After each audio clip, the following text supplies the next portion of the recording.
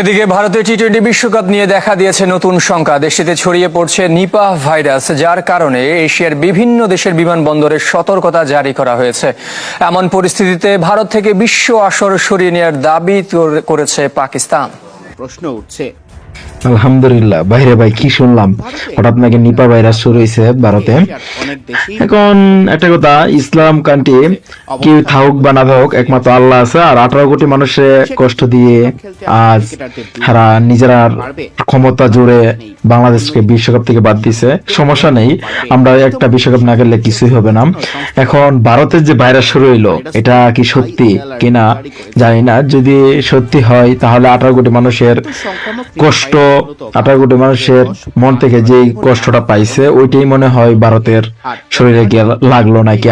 আল্লাহ সবকিছু করে, আলহামদুলিল্লাহ। সবচেয়ে বড় উদ্বেগের বিষয় হলো নিপা ভাইরাসে আক্রান্ত হলে এর কোনো চিকিৎসা নেই প্রতিষেধকও। তাই বিশ্ব স্বাস্থ্য সংস্থা একে উচ্চ ঝুঁকিপূর্ণ এবং মহামারী ছড়ানোর ক্ষমতা সম্পন্ন ভাইরাস হিসেবে চিহ্নিত করেছে। সিজিটিএন জানিয়েছে, ভারতে ইতিমধ্যে চিকিৎসা কর্মী সহ 5 জন সংক্রমিত হিসেবে চিহ্নিত হয়েছেন। ঠিকভাবে স্ক্রিনিং করা গেলে এই সংখ্যা কোথায় গিয়ে ঠেকবে তাই বড় প্রশ্ন। যদিও ভারতের মতো জনবহুল দেশে সবার স্ক্রিনিং একদিকে যেমন অসম্ভব, অন্যদিকে সংক্রমণ দ্রুত ছড়িয়ে পড়ার ঝুঁকিটাও মারাত্মক।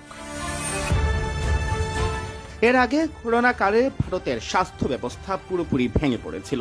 শেষ কৃত্য সম্পন্ন করার মতো পরিস্থিতিও ছিল না অনেক জায়গায়। বাধ্য হয়ে ভারতে অনুষ্ঠিতব্য 2021 টি-20 বিশ্বকাপ ভারতের পরিবর্তে সংযুক্ত আরব আমিরাত ওমানে অনুষ্ঠিত হয়। এবার নিপা ভাইরাসের প্রাদুর্ভাব যেভাবে বৃদ্ধি পাচ্ছে, তাতে 2026 টি-20 বিশ্বকাপ ভারতে আয়োজন করা সম্ভব হবে কিনা তা নিয়েও প্রশ্ন উঠছে।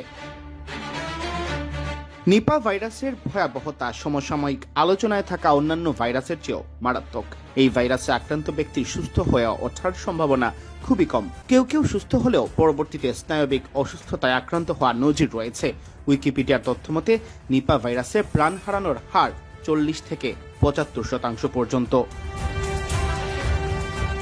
ভারতের স্বাস্থ্য ও মেডিকেল বিভাগ কিভাবে এই বিপর্যয় সামাল দেয় তাই এখন দেখার বিষয়, কারণ হাতে বেশি সময় নেই। ইতোমধ্যেই দরজায় কড়া নাড়তে শুরু করেছে টি-20 বিশ্বকাপ। সিয়াম চৌধুরী, বিডি ক্রিক টাইম।